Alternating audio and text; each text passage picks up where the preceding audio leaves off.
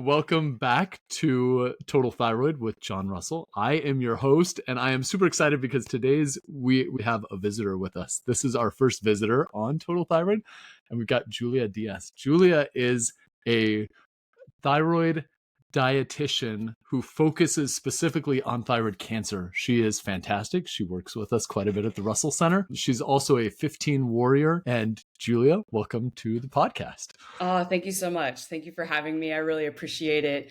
I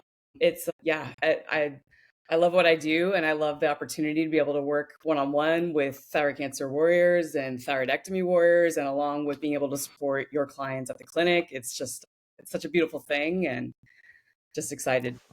The thing that first stands out when you start to follow Julia, or when I saw any of your initial stuff online, was that you are super passionate about this. And I'm guessing, because now I know you a little bit better, that you're just kind of a passionate person in all the areas of your life. But tell me a little bit why you're so passionate about thyroid cancer nutrition, thyroid nutrition in general.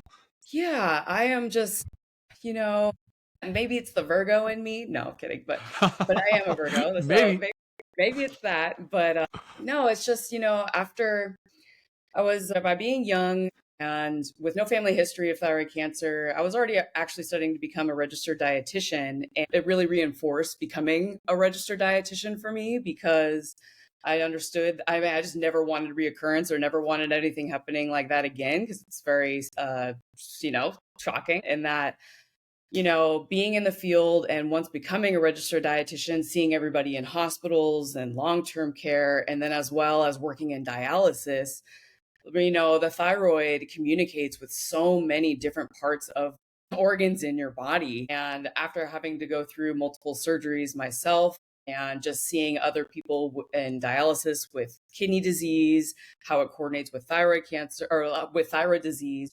Thyroid cancer is so near and dear to my heart because I've walked the walk myself, and I see how I wanted to be the person that represents thyroid cancer. So what I heard from you as you were saying that is what I hear from a lot of our patients, and it's just this desire for control, right? Like I've never been diagnosed with cancer, but my patients, as they're doing this, almost always they are super busy people. Thyroid cancer, it attacks people when they're young, and it's most of the time young women. And a lot of them are either busy moms or trying to move forward in their career, or it's just a super inconvenient, as if there could be a convenient time to have cancer. And all of a sudden to have to take something back and focus on yourself a little bit is hard for a lot of people. And what I heard you say was, oh my gosh, I want to take control of this so that I can move on, and I'm going to really double down on the thing that I can control, which is my diet, nutrition, and all the rest of that. And you built a career out of it. Yeah, really, because, that's exactly what was same with my clients that come to me. Is a lot of the time they're busy moms, and they have a lot of young little ones running around, and they're doing their career and they're doing something else. So really too is really a lot of the time, not only with making nutrition and lifestyle simple, is just that really also reminding them to say no, that really being able to prioritize and preserve their energy level and only put it towards things that actually matter. So you said a word in there that I have been impressed as you and I have worked together a little bit more, that you keep coming back to this word simple. So how does working with a dietitian make things more simple after you get a diagnosis like thyroid cancer? Yeah, well, working with a dietitian, especially that is credentialed with and being registered in the United States, being registered with the Academy of Nutrition and Dietetics, where we do an undergrad where it's bachelor's of science, and then we do an accredited internship, and then we have to do all these rotations and then sit for a national exam, is that we're really qualified to practice medical nutrition therapy, because we really have a good understanding of a lot of other medical conditions alongside it, and can really give you accurate, sound nutrition advice on what to eat. And the thing is that it's not about doing all these fancy frou-frou diets to try to starve and trick your body and boost your hormones and all the stuff that you see on social media. Really, you want to stick to the basics. You want to eat more fruits and veggies, because they're going to have really good cancer fighting properties, antioxidant power, with just sticking to the basics and sticking to plant focused first, and low lean protein and getting more movement and sticking to the basics. Doing the boring stuff day in and day out is what's going to really help you long term, as well as working with a dietitian is really going to help you cut through all of the stuff that you see online to really clarify what's true and what's not. And 98% of the nutrition advice that you see online, it's not from a dietitian. So another thing, as I was getting to know you a little bit more, and I didn't realize that dietitians who are actually registered dietitians, that they have an internship component built in. That Unpaid, you actually have live. Sorry, what's that? Unpaid, by the way. Yep. I can relate to part of that. It's the way that medical training of all types in this country happens is a whole different podcast that we could do sometime. Yeah. Today. So the things that we want to cover today, we're going to debunk the 5 thyroid cancer nutrition myths. That's the first thing we're going to talk about. Without further ado, tell us, what are the 5 biggest thyroid cancer nutrition myths that you hear about, and how would you fix them?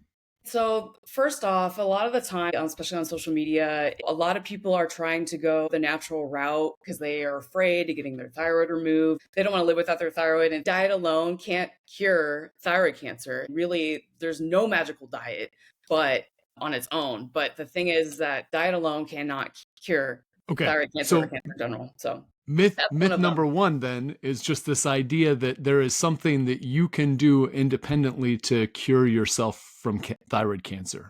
Correct. And I will say, from a surgeon's point of view, we saw that all the time, that there were patients who sometimes didn't have access to medical care, or sometimes they chose to ignore obvious symptoms and they let their tumors keep going and going and going. Yeah. And some of these cases were just these horrible, horrible cancers that had cost people their ability to speak, their ability to swallow, sometimes even their voice box. Thyroid cancer, for those of you who are following along, thyroid cancer is almost always treatable and usually even curable if you get prompt medical attention. So I guess you're hearing from a dietitian, you can't cure it with diet alone. You can definitely reduce the rate of reoccurrence of thyroid cancer and other cancers and other medical conditions that could complicate in general. But it's a strong and powerful tool. But getting treated, getting your blood work, always doing routine blood work and seeing your doctor early, at minimum, for people that haven't been diagnosed, yet, at minimum, to get your blood work every year, because that is really the tale of your history of your medical story. When you skip years, I'd see people in the hospital that would go 10 years without going to the doctor. And I'm like, what happened these last 10 years? So it really helps you out in the long run. That's number 1. That's myth number 1. And you and I, actually, we've talked a little bit in other venues about how most of the things that we do in medicine, they have an added benefit, right? Like, no one thing in and of itself is going to like totally cure you. It's more like you add surgery and that gets you a certain percentage likelihood of cure. And then you add maybe radioactive iodine and that increases it by a little bit. And maybe you add X, Y, or Z. And nutrition is one of those things that is going to add to your likelihood of cure. Yes. But in and of itself, it's probably not enough. And so we really try and create this cloth. We weave these fibers together to make it strong and kind of protect your body from having that cancer come back and take over. Okay. Number 1, what's the second myth that you would like to debunk about nutrition and thyroid? The biggest one, especially, is that cutting out all sugar is going to starve cancer. Oh, we hear that all the time. Tell me why doesn't it work? Tell me more about that. This is the thing. This is how I guess I would summarize it, is that it is true. Yes. It's not that black and white. It's not that simple, period. So that it's true that cancer cells consume sugar, glucose, at a rate, but so do all of your healthy cells. So the thing is that sugar is a fuel for your whole body. Your body actually makes glucose from other sources if you don't eat it. So the thing is that your body's smart. It's going to be doing this all the time. So if you're thinking you're starving yourself of glucose or sugar, your body's going to make sugar because it needs it. Your brain needs it to function. It just, all of your cells, process needs it, period. So can I pause just for a second? Yes. I had a patient who was diagnosed with thyroid cancer, and she went on a trip to France shortly after her diagnosis, and she avoided all alcohol, didn't have any wine.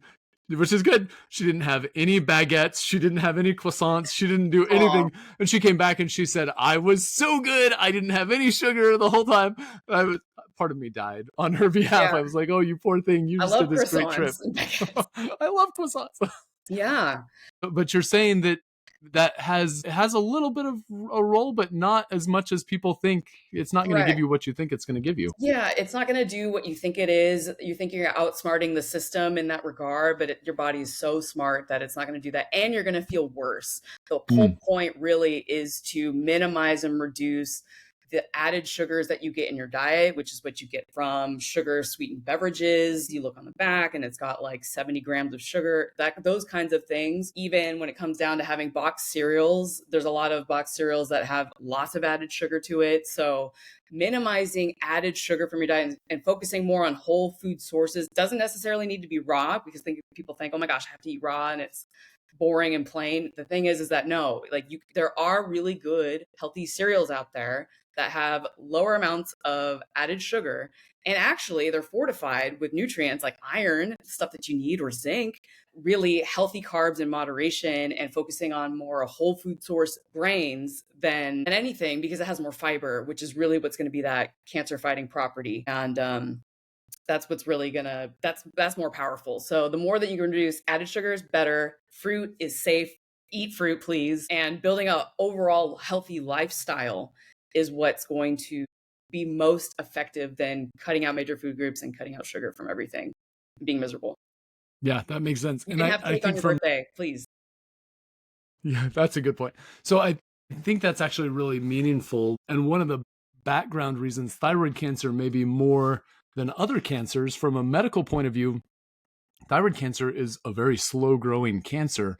And when you look at the cells of thyroid cancer under a microscope, they actually look very similar to normal thyroid cells. And what that tells us is that they've retained a lot of those advanced mechanisms of extracting energy. The whole idea behind starving cancer cells is that a lot of cancers lose the ability to extract energy from protein or from fat or from things like that. And so maybe if you don't give them as much sugar, maybe they would be more likely to die while you're starving them. And thyroid cancers probably maintain at least some of those advanced mechanisms of extracting energy. And so doing a fast or doing something where you're really putting yourself through all of this, maybe not as beneficial as it theoretically could be in some of these more de-differentiated types of cancer. Yeah. Yeah. Basically, just the tip is that really sugar feeds all cells. So not just cancer. So balance, not banish. Perfect. Okay, that's myth number. So myth number one, kind of going back a little bit, you talked about A diet alone can't cure cancer. myth number one: diet alone can't cure cancer. Myth number two: don't starve yourself, or rather, don't avoid all sugar because your It's body's going not to be black and making white. sugar. It's not Okay, black and it's not white. black and white. Whole food What's number source. three? What's your third myth? Number three is that people think that they need to avoid cruciferous vegetables, and Well, yeah, soy I if hear you this a have lot. thyroid cancer. So, like you've heard that broccoli or cauliflower or soy foods, that's the compound called goitrogens that affects your thyroid, or that harms your thyroid, that you'll see online, and it's all over in pictures, and like you'll see all this stuff. And the thing is that in normal amounts, like these foods, they do not cause thyroid cancer or prevent your thyroid medication from working. If for people that have had a thyroidectomy and they're taking thyroid medication, you'd have to eat such large amounts in order for it to affect your medication. Be like, you'd have to eat 2 pounds of these types of foods per day for months. I doubt, extremely doubt, that people are eating 2 pounds of this per day. So what I'm hearing is that when my teenager tells me that he can't eat his broccoli because it will give him thyroid cancer or a Right. goiter, I need to tell him, yeah, Nope. once you're eating the whole 2 pound Costco bag of broccoli, then we'll talk about it. Right. And until then, And if you're roasting it or you're cooking it on a stovetop, it reduces that goitrogen effect by a lot. okay. So, All right. So he's got to eat his broccoli. That's the moral of the eat your story. broccoli. It's got really good cancer fighting properties in it. And Okay, fiber. so that's number three. So number one, kind of going back, diet is not enough to cure cancer. Yeah. Number two, sugar, in as long as you're not getting the added sugar as much as possible, is Excessive. okay. Number 3, goitrogens, also okay. What's number 4? What's the fourth thyroid cancer myth? Taking special supplements. So people ask me all the time, what supplement should I be taking? I'm on a thyroid supplement, and that those things will protect you from thyroid cancer. Although it sounds very tempting, that online with lots of influencers and lots of people that are really just trying to really And oh, by the way, they capitalize. all sell these supplements also, right? Yep. It's just that they tell you everything that's wrong with you, and then they close with, well, good thing I made this special thing just for you. And it's like, that is the biggest red flag that I find online, is that if they're telling you everything that's wrong to fear you, and then they tell you, buy this supplement, it's going to cure all, that's a red flag. Honestly, it's just, that is not, that is such a myth. And that the problem that I find, especially, is that a lot of the time, I mean, these supplements are unregulated. It really depends on so many different things when it comes down to supplementing, because you need to get it from your food first. Your body prefers getting nutrients from food sources and not in excessive amounts. When you take supplements in excessive amounts, it increases your risk of developing other cancers and can be more harmful, especially with the So, ones that have that have iodine in it. And that could be something right. that's even worse. And yeah. So I will say, so my background is exercise science before I went to medical school, and we had a pretty big nutrition component as well.